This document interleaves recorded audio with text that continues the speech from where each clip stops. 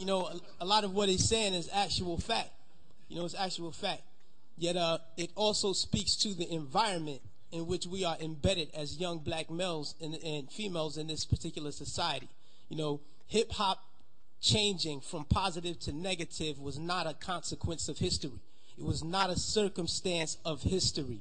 It was nothing that just happened on its own. It had nothing to do with the changing of the times. It had nothing to do with that. It had everything to do with the fact that there are people in this particular society who wants to see us exactly where we are. And we cannot let that point elude us. These are the facts. How do we know? 1967, Kerner Commission report on urban disorder. When black people said, yo, we're tired of this system. You know what I mean? This system is oppressing us. So we rebelled against the system. We burned things. We said, yo, we had enough. He did his little report on what caused these riots. He said, what caused these riots? He said it was young children who started these riots, and what was motivating them was a high self-esteem and an enhanced racial pride. He said the majority of the rioters were high school dropouts, but they had a higher political orientation than their peers who did not drop out. And they saw the system as their enemy, so they attacked it in the right circumstance. So fast forward to 1992. Same thing. #1 record on the radio. We had Fight the Power. Fight the Power is on the radio. Rodney King gets beaten before the world. The black youth rebelled against the system. Again, they did it again. And why? What primed them? Positive hip hop. Primed them. Fight the Power.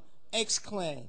Brand Nubian. You had these groups out here who were pushing, who were politically orienting black kids in the right direction, giving them the proper prompters that they needed so that they can respond properly to oppression. All right? In 1967, when the riots happened, he saw that the self-esteem and the racial pride was fueling this. So he said, how do I bring that down so that they will not riot? And what he did, he flooded the airwaves with black exploitation movies. Nigga Charlie and the Return of Nigga Charlie. These were movies. Hip-hop didn't start calling people niggas. We had Shaft. We had Coffee.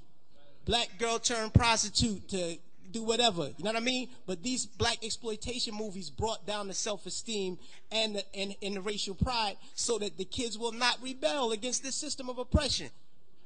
92, the racial pride was back in effect. We had black kids going to Dr. Ben Yuckinen lectures. We were spending our money to go see Farrakhan speak as opposed to going to a strip club. This is where we were. The most coveted article of clothing was a historically black college or university sweater. We were motivating children towards positive attitudes and lifestyles. And when Rodney King got the beating, heads responded properly. Fast forward to our day. Sean Bell is shot 50 times in the street in New York by police officers. #1 song on the radio, Like a Lollipop. Nobody do nothing. Nobody respond to nothing. Trust me. Trust me. Just like the brother, I believe it was JT, the bigger figure, who said that the label executives came to him and said, yo, brother, we need you talking about guns and whores. You know what I mean? That's right. That happens. I've been in those meetings with management and had to ask me, is what you're saying really what you believe, so that we'll know how to market you properly? You know what I mean? This happens. Young Buck on his album, he has a song on his album that talks about police terrorism. The label said absolutely not. Jimmy Iovine said absolutely not. You cannot put that record on the album because it might create an atmosphere that might put police officers' lives in danger. Right. So they took the record off, but they let him keep the other 14 songs on the album that talked about killing black youth. So this is what we're dealing with. We're not dealing with a circumstance or consequence of history. You know what I mean? The environment that we're embedded in puts us in a situation where we feel we have to maneuver and play the game and water our message down. You know what I mean? But no, what happened was they intentionally shifted the paradigm to get us exactly where we are right now. Right now, we're feeding the prison industrial complex right now. Our kids are going to prison because they're promoting these records. They're promoting these records daily that send us to jail. You know what I mean? It's cool to go to jail. You know what I mean? They glorifying these things. And it's not the black youth. We're in a position where we get, like the brother said, the choice. You know, he said, yo, I chose the positive. So I didn't do it. But every youth is not going to take that route. I know I come from the projects. Grew up in the projects all my life. You know what I mean? And we're not turning down $500,000 to say nigga. We're not going to do it because we won't turn down $200 to take a package of crack from one corner to the next. You know what I mean? We living in a state of poverty and want of all things. So it's hard for us to make that. Our judgment is clouded.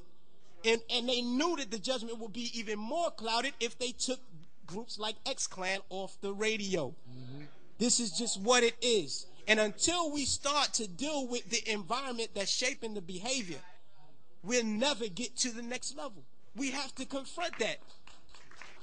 Peace.